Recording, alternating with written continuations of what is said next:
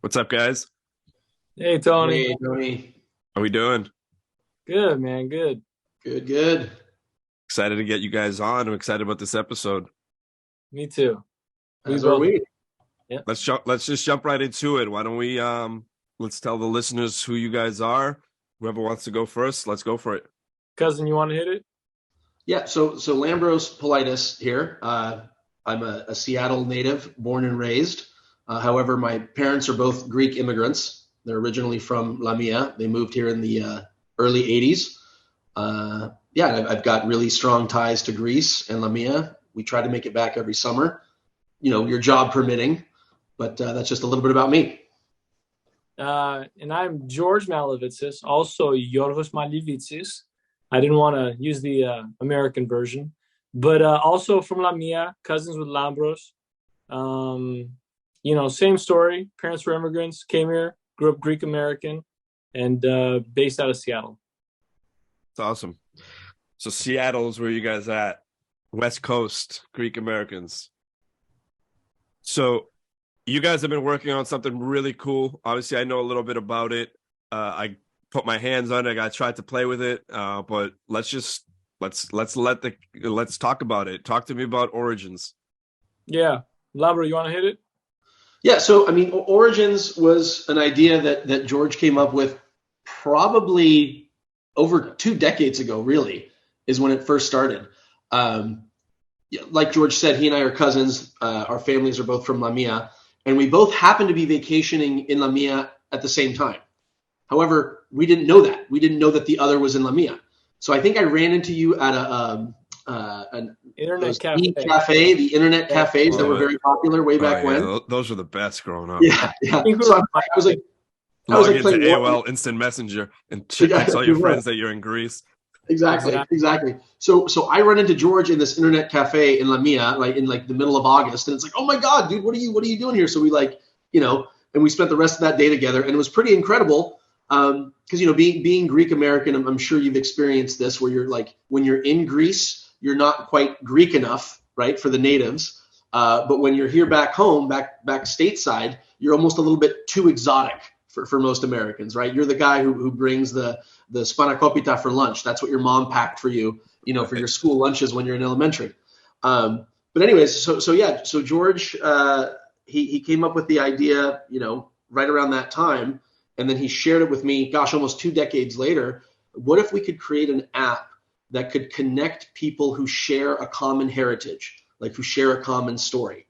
And I, Yeah. I think the specifically the initial version was, hey, like this should be geared towards second generation children of immigrants, right? Like Greek American, Polish Americans, etc.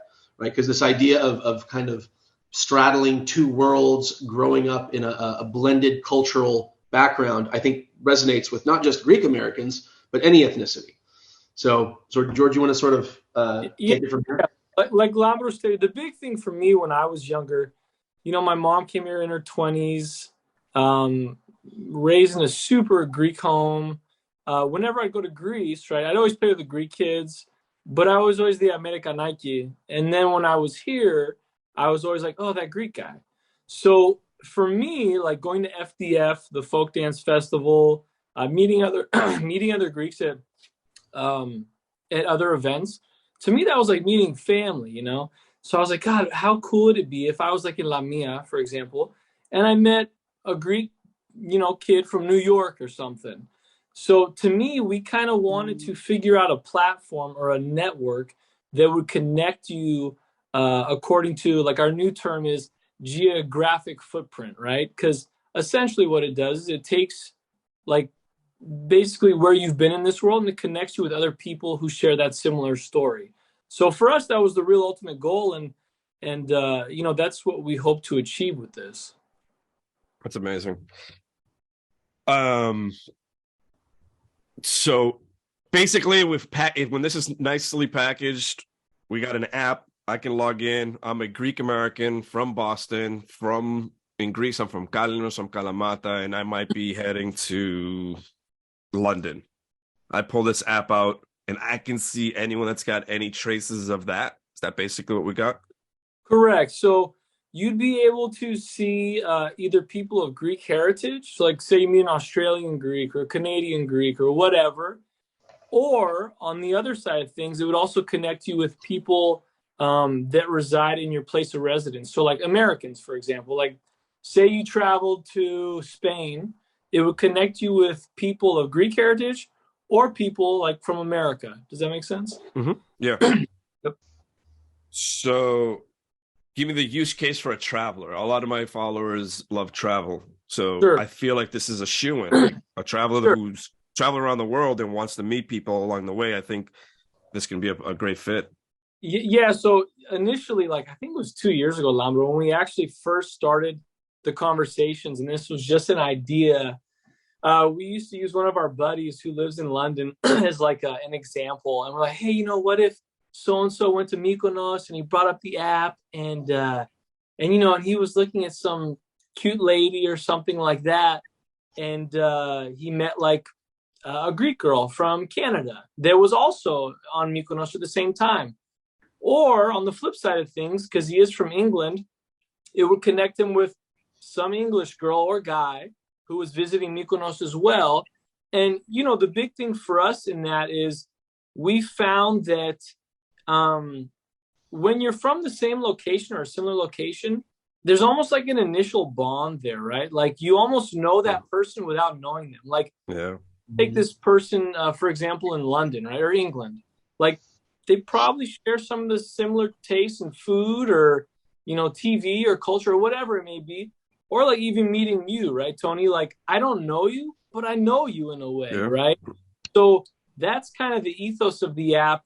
And that's kind of what we wanted to capture. So say, for example, that person goes to Mykonos again, a quick recap. It would connect them with, you know, a nice lady friend or, you know, just a guy that maybe wants to get a beer or just hang out with either those same roots or, you know, of that similar place of residence. So I open the app and it's basically like a GPS swiping app where they're in the vicinity. I can swipe left and right and see who's in this area. Kind of. Check out their profile.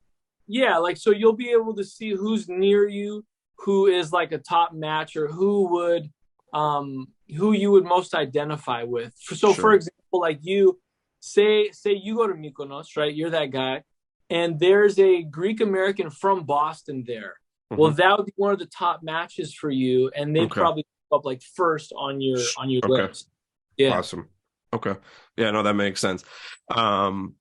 Let's talk to me about developing an app. Like this is probably it's probably something that you don't get to sleep. It probably keeps you up all day. But this is our first time, so Lambro, you wanna take it away? Well, no, it's not for the faint of heart. I mean, it's been extremely challenging. Like George said, we're 2 years in the making now, and we're hoping for a launch date soon, very soon. But again, 2 years of hard work, 2 years of challenges, 2 years of pretty colossal mistakes, 2 years of having to go back to the drawing board, and 2 years of beta testing, and yeah, it's been. And George, I mean, each of us have a full-time job, right? So it's like you get off from work and then you start your second job, which is trying to develop the most culturally significant app the world has ever seen, because that's our goal in all this.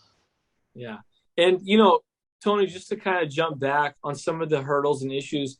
So when we first started, you know, we knew nothing, and we're still learning so much, but we knew nothing about the process, right? Like you need a UI or UX designer, and they're essentially like your architect, right? Like they're putting together the blueprints for the developer to execute and create what you think is your vision, right? And so along that way, I mean, nothing has been easy. It's been a joy working with my cousin, because like I said, there's no other person I would do this with other than him. He's my guy. But man, it's, you know, we're up till like 1 a.m. just talking about, hey, what about this design? I'll give you a quick example without getting too into detail. We did beta testing. We got some rough feedback. We got land-based. Yeah, but it was good because we realized where our weak spots were, and it let us go back to the drawing board. And we believe we've created a great second version of that, one that's simpler, easier for the user to use. It looks beautiful. But like one of the issues that we did was we selected 3 different formats of photographs. And so now we're realizing that kind of complicates things on the back end. So now we're kind of just making some little tweaks and adjustments to streamline and make everything more simple. So I don't know if I answered your question directly, but it's a labor of love. That's amazing. My next question, I mean, I think you guys answered it about 60 seconds ago, but tell me, what is the goal with this app? When you guys set this out, what was the goal? Lambro? Well, I mean, I think for me is we wanted to develop an app that had a real attention span to it. We wanted to develop an app that was meaningful. We wanted to develop an app that was rooted in human connection, right? So the purpose of the app is for folks to actually, folks who share a similar story or share a similar heritage, the purpose is to actually connect those individuals in real life, right? So that they can cultivate a meaningful friendship, in perpetuity, right? Lifelong friendships. So the purpose of the app is not to, it's not to stay behind a screen and interact with someone behind a screen. The purpose is, hey, you and I share this geographic footprint. You and I share this cultural heritage. You and I share a story. Why don't we meet in real life, right? So, George and I have again, he discussed how it's gone through several iterations, but I think the most recent version really focuses on cultivating connection, on facilitating connection. Yeah. And to kind of piggyback off of that, Tony, I think that we just wanted to help facilitate that connection and have you meet people who you already have a bond with, if that makes sense. Like when I go to, our Greek Orthodox church in Seattle, St. Demetrius, I see a huge community we have, but it seems as if over time, people kind of move on from the church or the community center. And so one of our biggest things too was, and the cool thing is this applies to everyone, not just Greek people, but what's cool is it connects you, and what the whole goal of this is to connect you with people that maybe you would have never met, right? Like, I'll give you an example again. My cousin and I, we go to our favorite steakhouse, like, I don't know, once every 2 weeks, maybe, more than that. But we're there one night and we're talking, being knuckleheads. And our waiter comes up on us, and he's this Greek guy from Greece named Dimitris, like something, And that's kind of the thing we want to capture is like, there's so many people in this world that you share a bond with or a connection, but you just may never meet them. And so for us, we're like, man, wouldn't that be cool if there was like a utility or a platform or a network that did that for you? So that's kind of what we're looking to achieve. That's awesome, because in those moments, not everyone thinks, wow, that was really cool. What can we create to recreate that more and more and more? Some people just see that like, that's awesome, and the day just passes. Yeah. You guys see it as an opportunity. Let's do something with this. Yeah, So I was in Greece with my girlfriend at the time in 2016, Tony, right? And we were on the island of Naxos, which, I mean, for us Greeks, all Greeks know what Naxos is, but most American tourists, most American travelers aren't really familiar with Naxos. It's kind of off the beaten path, right? If it's not Santorini and it's not Mykonos, they don't know about it, right? Sure. So here we are in Naxos in the middle of September, and we're visiting an old Venetian castle that was converted into a museum. Okay. So my girlfriend and I, we go downstairs, and it's like a concert hall. They had made this into a concert hall, and there's a guy rehearsing on the piano. Okay. And we see this other couple standing maybe 20 feet away from us, and we don't think anything of it. Right. So, my wife my girlfriend at the time starts speaking to me in English, and the guy in the couple heard her speaking to me in English and walks over. He goes, "Hey, couldn't help but notice that you guys have an American sounding accent." And we're like, "Oh yeah, we're from the States." It's like, "Oh, where are you guys from?" "We're from Seattle." It's like, "Wait a minute, we're from Seattle." It's like, "What neighborhood?" "Well, we're from Capitol Hill." "Well, we live in Queen Anne." It's like, we're neighbors. We had no idea, right? And but for the fact that he heard my girlfriend speaking English with an American accent, he wouldn't have approached us, right? So I think the philosophy behind, or the spirit behind the app, and that meeting was by chance, right? That was just serendipity.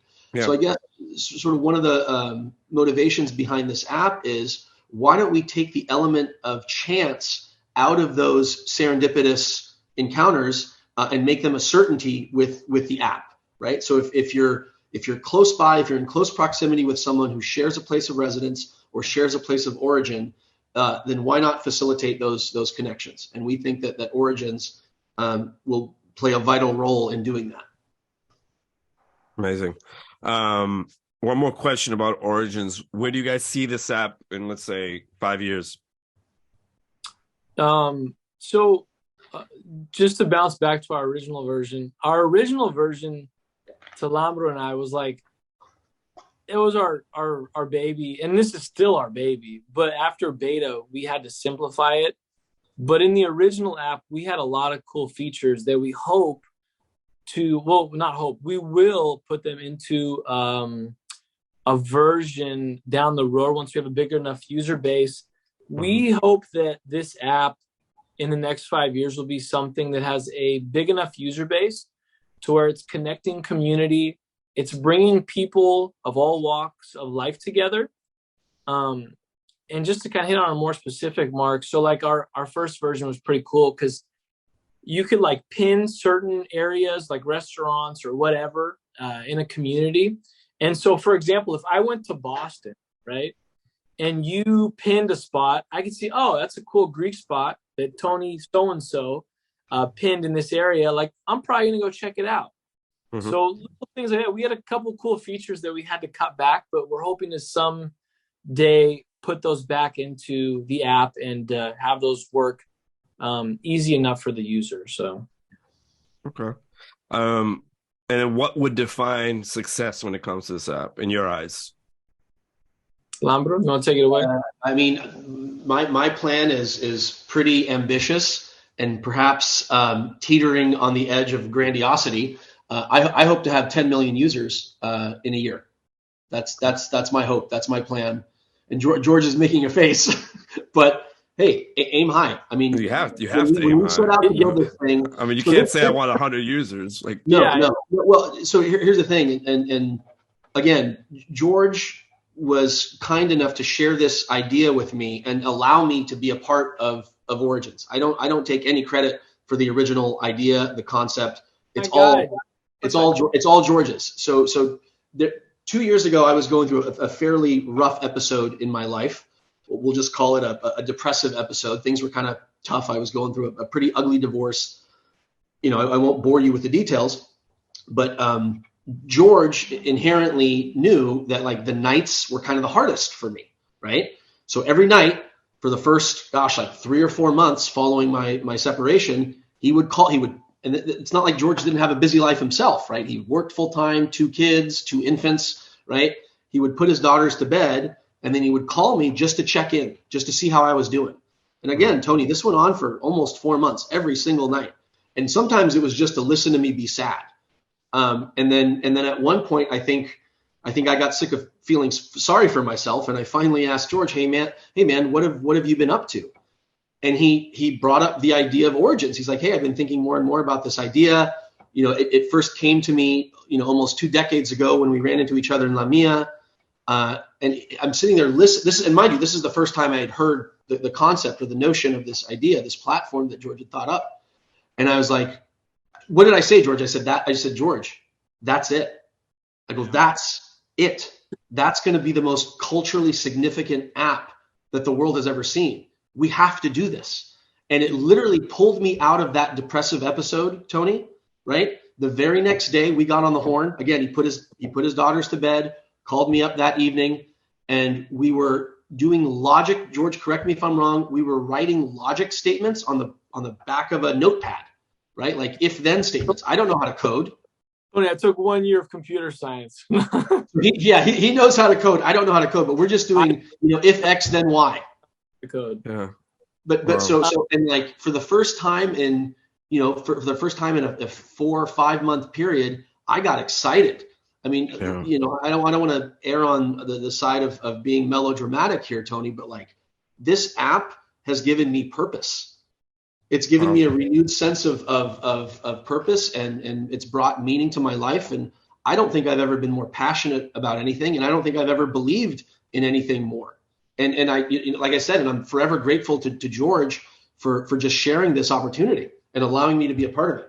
Lambro, Tony already told me he's going to get us to 10 million in 6 months. That we're going to hold you to that, Tony. 10 million users. I got to get to 10 million followers first. Well, we'll race you there then, man. Yeah. Perfect. Wow, that's an amazing story, guys. I think that's a good spot to take our commercial break, which we can go read off some ads. But we'll be back after this, and after we come back, I'm gonna jump into some Greek roots talk with you guys. I want to know more about where you guys are from in Greece, learn a bit more about there, and then we'll keep the fun going. Cool. Thanks, Tony. All right, we'll be right back.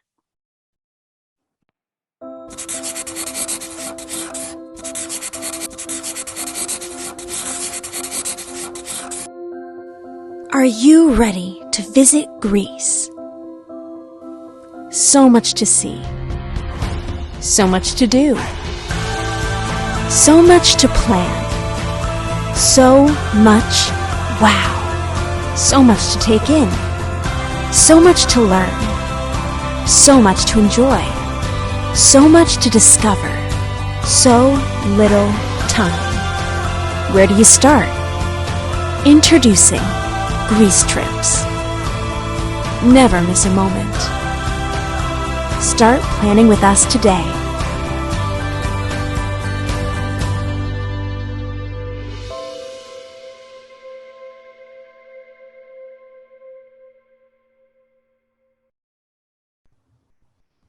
All right, we're back to Greece Chats podcast. Tony Kariotis here.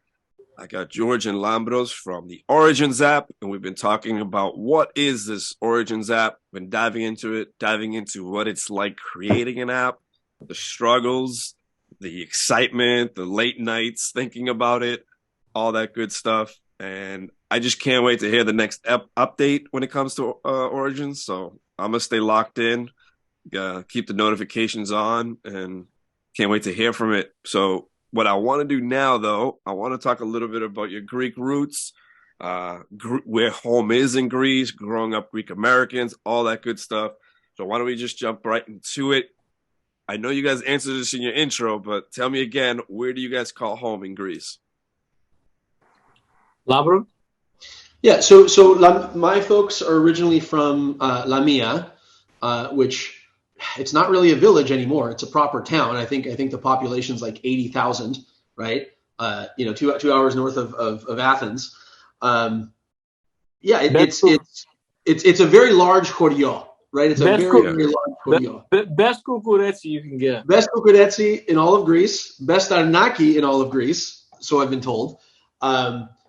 No, but when I was a kid, we try to make it back to Greece every summer, and we spend a month and a half, 2 months in Lamia, and it was just, for me it was magical, right? For me it was an incredible experience to be a part of that close-knit family. So all of my aunts and uncles, my entire extended family, they live in Lamia, right? So my parents were the only ones who immigrated here to the States.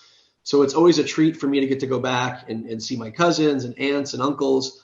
And it's just the way of life over there is just so vastly different than here in the States. It's like leisure takes precedence over everything else. Leisure is a priority. Family is a priority. Connecting with your loved ones is a priority. Can you share the Karpouzi story? Oh my God! So my favorite memories from Lamia. Karpouzi,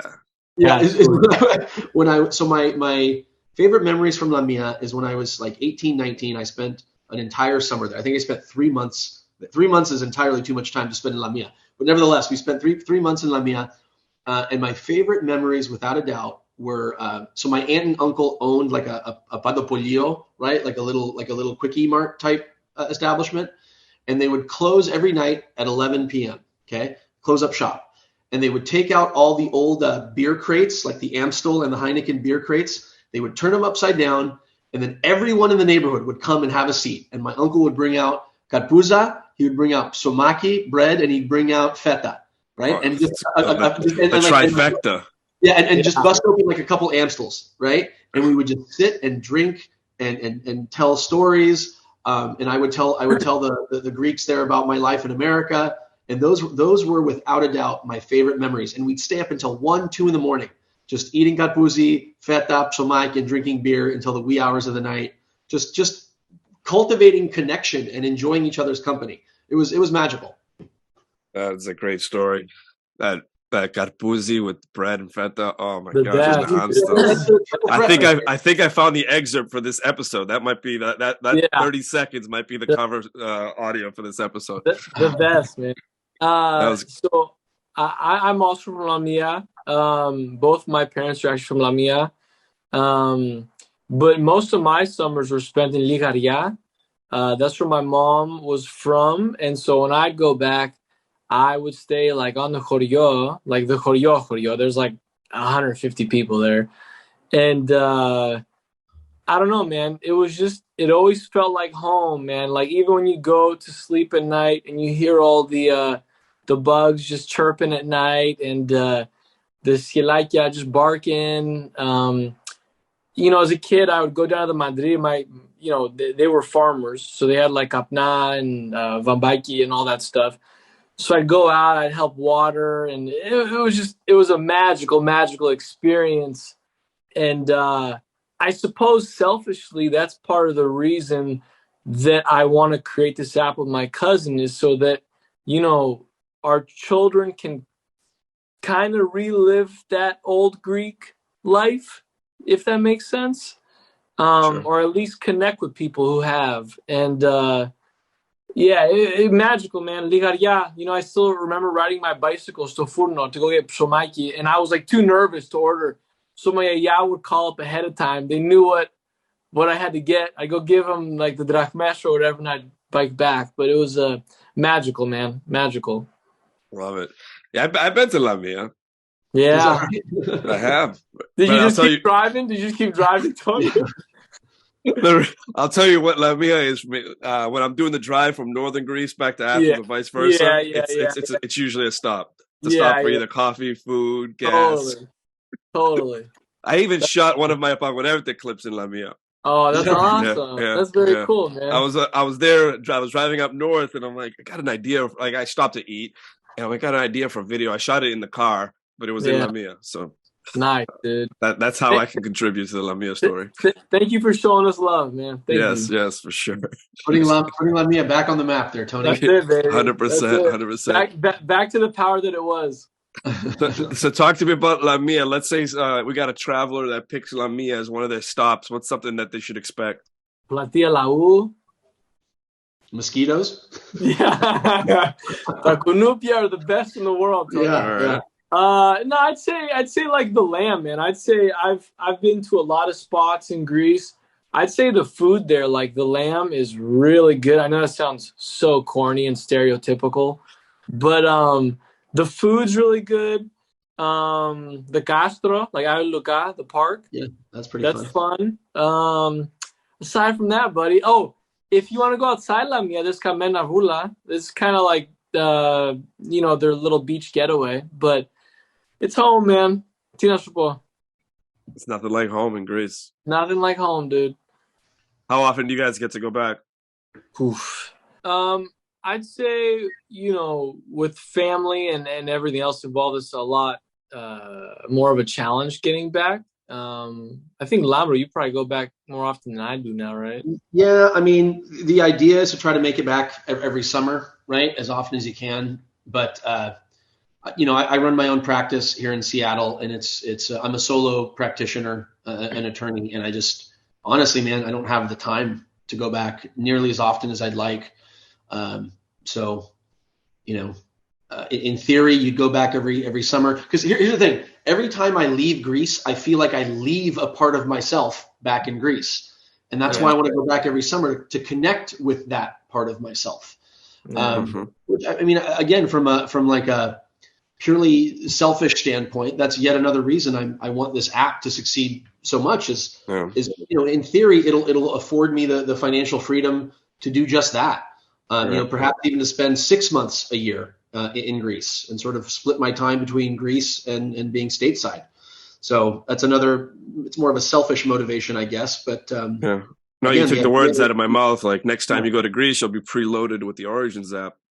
Right on your phone homepage. From your mouth to God's ears, Tony. From your mouth to God's ears. So obviously, when I say go back to La Mia, you guys are coming from Seattle. So I want to talk a little bit about what it's like growing up as Greek Americans in Seattle / the West Coast. Yeah. So for me, it was always magical having my Greek parea. I said Greek like. I was gonna say something about that. Hey, my Greek loser. No. With all my Greek, Greek parea. And so it was always magical because I always had like my high school buddies, whatever, and then I had my guys from Ecclesia, and we're still best friends to this day. Like we're gonna throw Pascha this year at our church camp, and I think we're gonna have like 200 plus people. But, that community for me was so important. I Greek danced till I was like 20. We went to FDF every year, met a lot of amazing people on the West Coast, man. And it always blew my mind because growing up, I always thought like, oh, the West Coast was like where it's at, right? Like that was the Greek American community. But then I meet people like you, or like I met some people from New York, or I go to Florida and I'm like, whoa, like we are big, but we're not connected. Mm-hmm. And so for me, it's like, how cool would that be if you had what we have on the West Coast, but everywhere, you know? That'd be cool. That is great. Give me something else about the West Coast. I know, what are some big Greek events on the West Coast growing up? I know you guys have the FDF is big. FDF's huge. We used to do like basketball tournaments. I think they still do them. I don't participate as much because I just, time is an issue. But a lot of Greek nights here. We had like Greek DJs and we'd have Greek nights and events through the church. I mean, like I said, when I said I know you, but I don't know you, like, I'm pretty sure we have like similar events, just like on opposite sides of the country. So, but then, most of the Barea, like the kids would all get together, like we'd go to someone's house and roast a lamb, or we'd have, metaxa or whatever it was. And that was the experience, man. It was funny, like a lot of the Seattle Greeks, we'd always, like in high school, we'd get together and we'd drive down to Portland because we would go kick it with those Greeks down there. And yeah, man, just great memories. That's awesome. All right, what I want to do next, we're going to fire off a few questions. We'll start with Lambros. Let's start with your 3 favorite Greek dishes. 3 favorite Greek. Okay, so lamb paidakia is number 1, right? Hands down. Can I do desserts?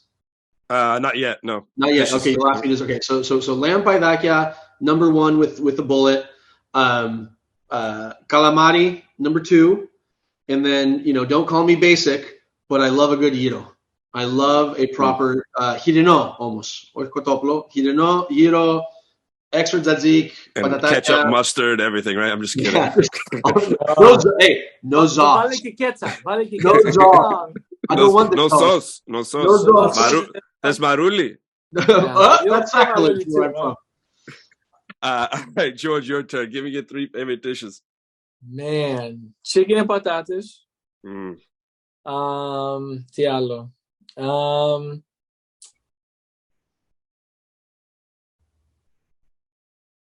I like just a Greek salata. Yeah. And then this isn't really a dish, but I like feta with rigani, lavi, and like good like fresh psomi, and just dip in there, dude. Okay. That's good. All right, back to Lambros. 3 favorite desserts. Kokakia, number 1. Kok. Bugatsa, number 2. And then I love the little lukumades. Okay. Lukumades a la Nutella. Yep. That one. Yep. Your turn. Okay, I'll do bugatsa. Delicious. I'll do lukumades. And then third, it's not really a dessert or like Greek specific, but you'd always get it in Greece. Any sort of like ice cream from the periptero. Oh yeah, like the boss ice cream for me growing up was the best. Or like, did you ever eat solero? It was like these little ice balls that were flavored. No, but I'll tell you a funny story about ice cream at a periptero this summer. It was a few friends of us. We were traveling down to the Kalamata area. We went down to Stupa, and we're just walking along the coast, and we just stopped at a periptero. I have my backpack on, and I'm wearing sayonaras. So we're just looking in the ice cream box, and I go to grab the thing and slide it open, right? And as I do that, my the sayonara, the front of it rolls over, so now I'm losing my balance completely, right? And I just collapse as I'm going like this. I just fall straight onto it, and my arm just goes for a ride because it's the condensation was wet on it, so I'm just like sliding along it, right? And I just go like this, and I boom. My friend thought I had a heart attack and just collapsed. She's like, "Oh, you having a heart attack?" But I was like, "No." But the sayonara, the front of it rolled over, and I completely lost my balance, and I just collapsed.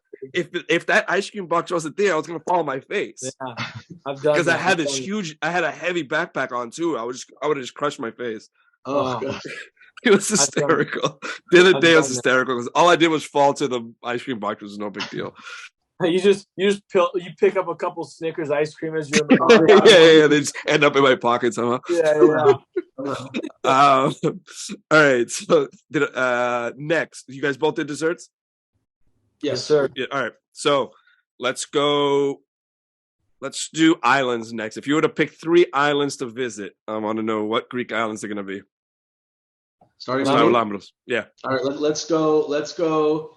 Chania, Kriti, first and foremost. Number 2, specifically Chania.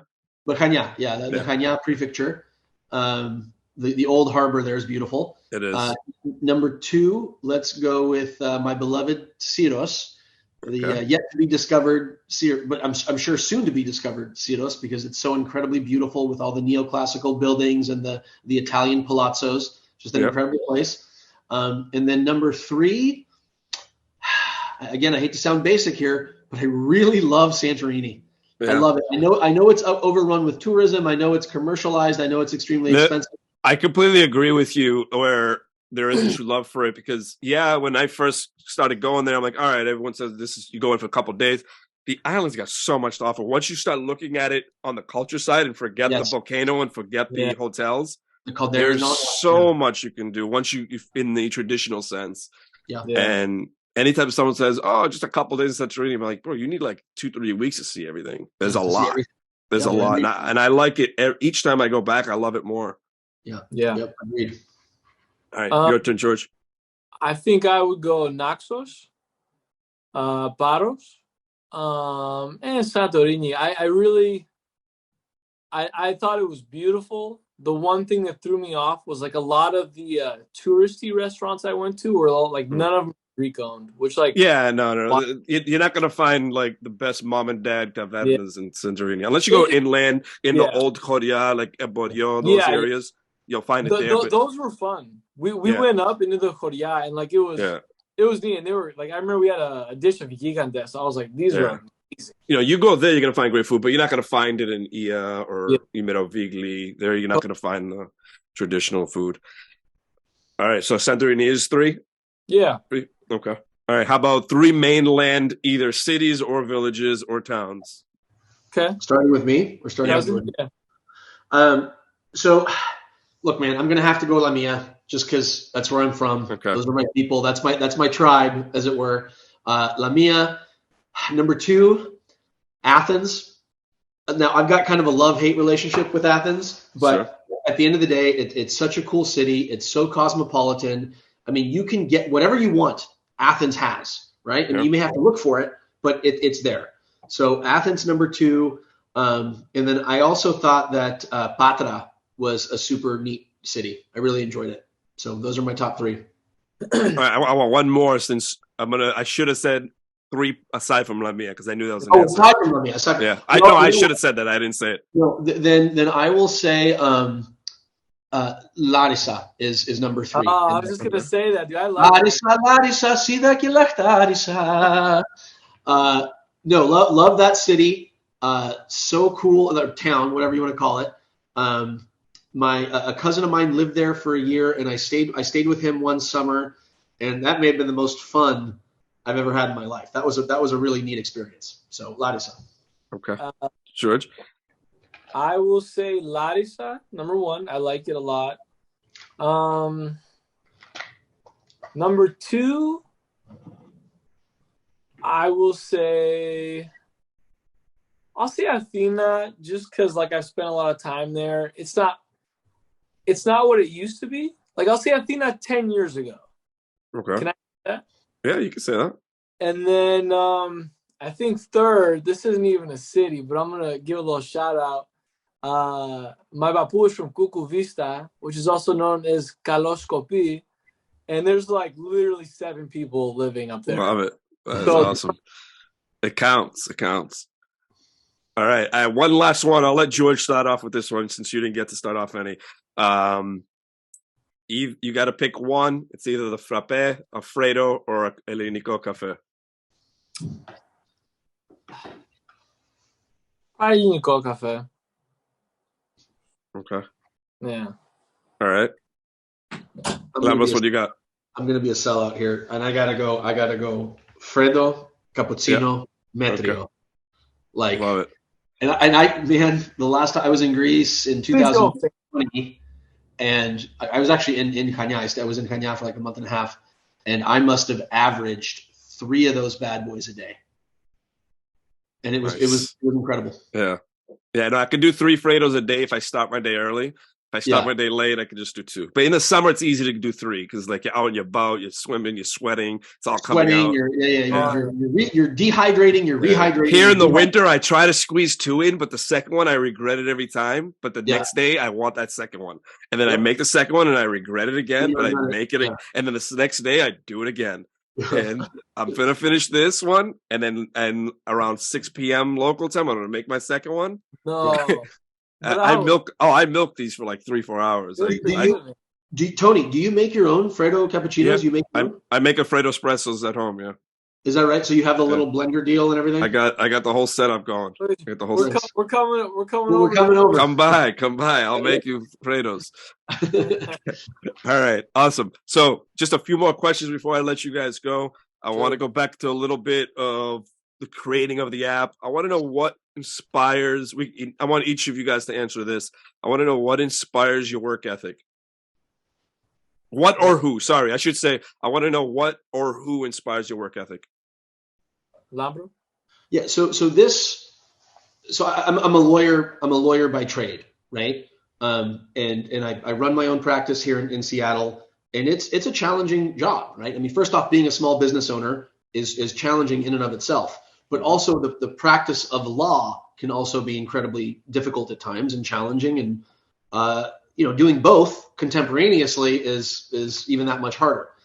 However, that being said, I know that as soon as I decide to stop the clock and get off work, I'm going to hit the ground running with Origin. So no matter how tired I am, no matter how exhausted I am, no matter how much I've gotten beat up by my clients throughout the day, I know that once, 6:30, 7 o'clock rolls by, I get back home, I hop on the horn with George, and we start workshopping Origins.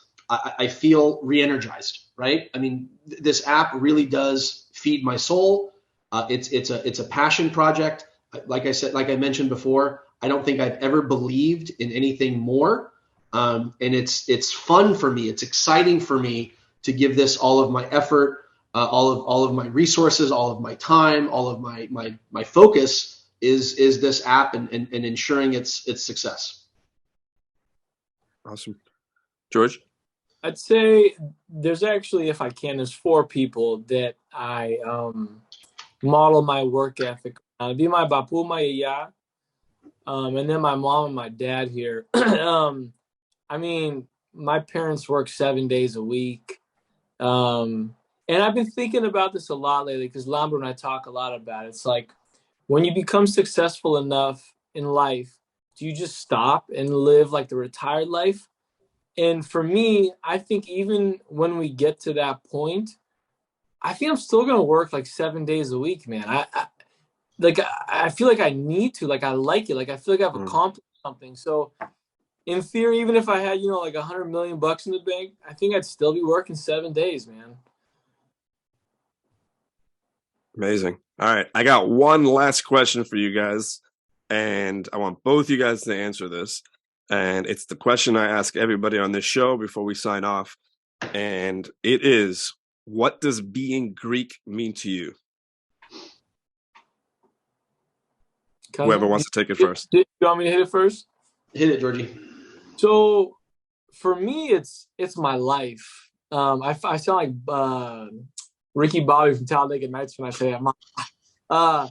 But it is, man. Like when I was growing up, I think having community or like roots, like I think without roots, you're going to get lost, man, because there's a lot to navigate in this world. And with roots, you're rooted in something, you're anchored down to something, right? So for me, like passing that along to, future generations, or at least providing people with a community, man, that's what life's about, because Volya is great, Lefta is great, but if you don't have family or community, like you don't have anything. So for me, this is more than just an opportunity for my cousin and I.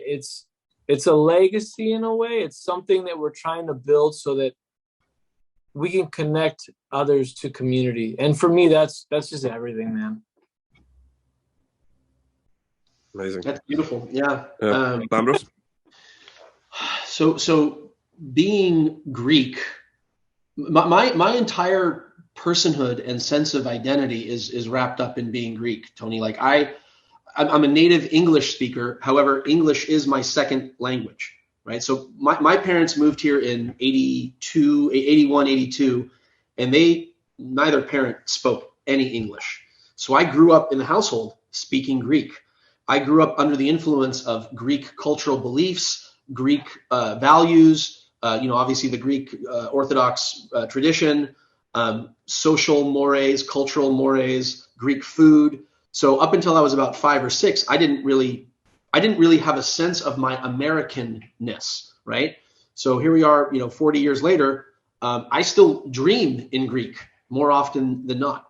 So for me, being Greek, it's grafted into the core of my being. It's my identity. All right, well said, guys. This has been a really fun conversation. I learned a lot about obviously the developing of origins. If there's anything you guys want to say right now, plug anything, let us know where we can stay tuned for an update. Take it away. I want to say one thing real quick. So I know a lot of us don't, and a lot of us, I mean by us I mean Americans, don't have particularly strong ties to a specific ethnic group or a specific culture or specific heritage. For a lot of us, third, fourth, fifth generation Americans, their sense of culture and identity is rooted in their geography, right? So, I've got a lot of non-Greek friends who they identify as Seattleites, and Seattle has a culture, right? And that culture can define their personhood. So this app isn't only for second generation children of immigrants. It's for anyone who has a sense of community, and for anyone who values that sense of community. So for these Seattleites who are, let's say they get relocated for work to Chicago, how cool would it be to connect with other people from Seattle while you're in Chicago? It's so hard to meet new people. It's so hard to make friends. There's so many barriers to entry.